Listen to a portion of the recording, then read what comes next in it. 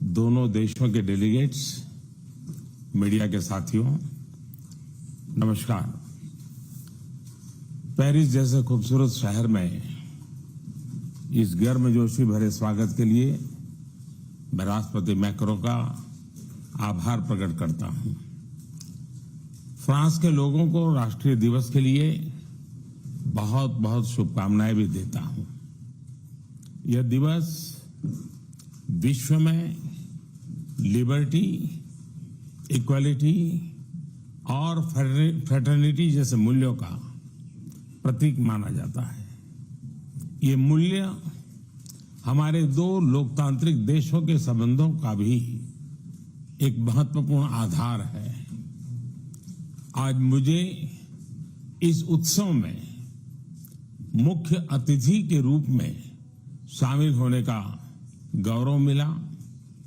मुझे खुशी है कि इस अवसर की शोभा और गरिमा बढ़ाने के लिए भारत की तीनों सेनाओं की टुकड़ियों ने भाग लिया।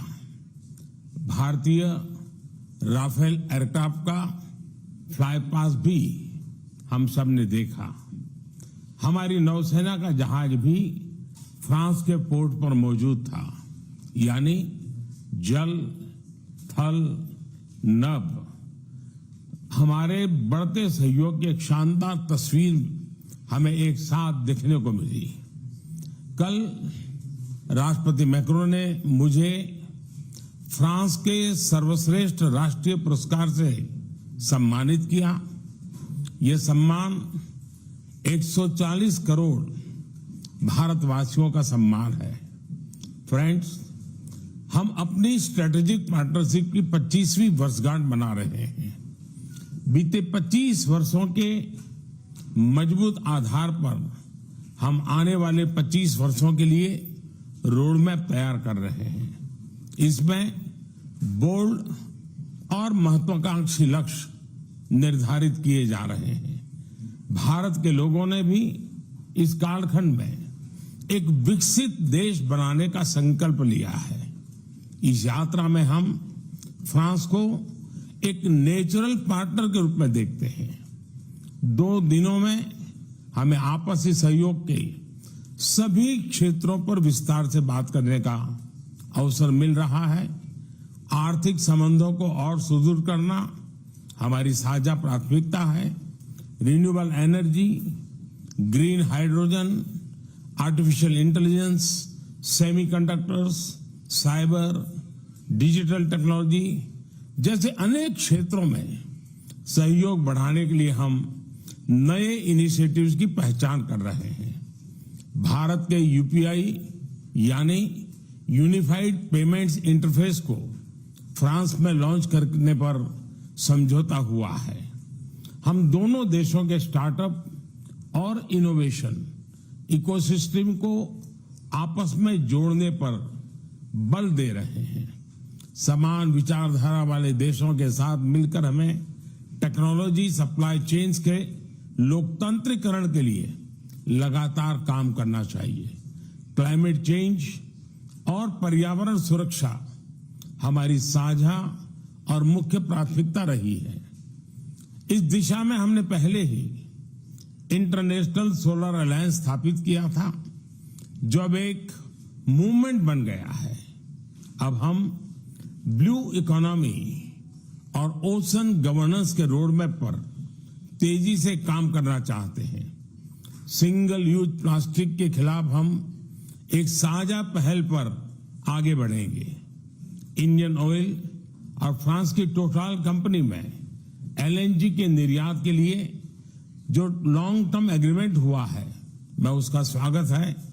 इससे हमारे क्लीन एनर्जी ट्रांजिशन के लक्ष्यों को बल मिलेगा। अब से कुछ देर बाद हम भारत फ्रांस सीईओज फोरम में भी हिस्सा लेने वाले हैं। दोनों देशों के बिजनेस प्रतिनिधियों के साथ आर्थिक सहयोग मजबूत करने पर विस्तार से चर्चा होगी। फ्रेंड्स, रक्षा सहयोग हमारे संबंधों का एक मूलभूत स्तंभ रहा है। यह दोनों देशों के बीच गहरे आपसी विश्वास का प्रतीक है।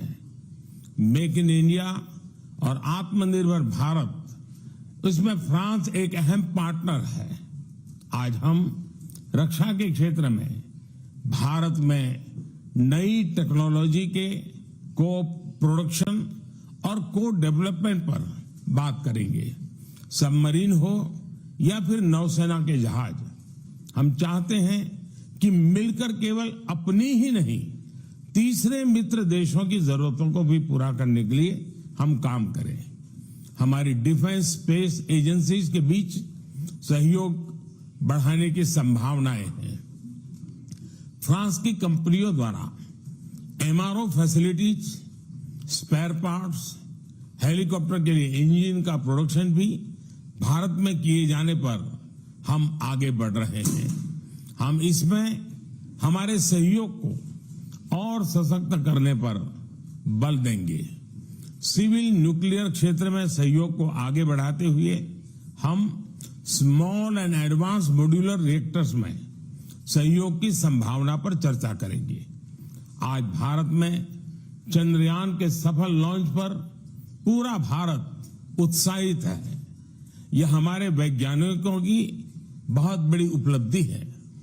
अंतरिक्ष के क्षेत्र में भारत और फ्रांस का पुराना और गहरा सहयोग है। हमारी स्पेस एजेंसीज के बीच नए समझौते हुए हैं। इसमें सैटेलाइट लॉन्च सर्विसेज, समुद्र और धरती के तापमान और वातावरण को मॉनिटर करने के लिए तृष्णा सैटेलाइट बनाने का काम शामिल है। Space based maritime domain awareness जैसे क्षेत्रों में भी हम अपना सहयोग बढ़ा सकते हैं। फ्रेंड्स, भारत और फ्रांस के बीच लंबे समय से गहरे पीपल टू पीपल कांटेक्ट रहे हैं। हमारी आज की चर्चाओं से ये संबंध और मजबूत होंगे। हम फ्रांस के दक्षिण में मार्शे शहर में नया भारतीय कॉन्सुलेट खोलेंगे। फ्रांस में पड़े हुए भारतीय मूल के लोगों के लिए लॉन्ग टर्म वीजा देने के निर्णय का हम स्वागत करते हैं। हम फ्रांस के विश्वविद्यालयों को भारत में अपने कैंपस स्थापित करने के लिए आमंत्रित करते हैं। दिल्ली में बनाए जाने वाले नए राष्ट्रीय म्यूजियम में फ्रांस एक पार्टनर के रूप में जुड़ रहा है।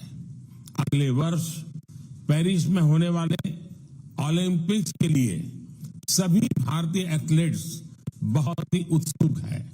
इसके सफल आयोजन के लिए मैं राष्ट्रपति मैक्रो और उनकी पूरी टीम को शुभकामनाएं देता हूं। फ्रेंड्स, आज हम कई महत्वपूर्ण वैश्विक मुद्दों पर भी चर्चा करेंगे।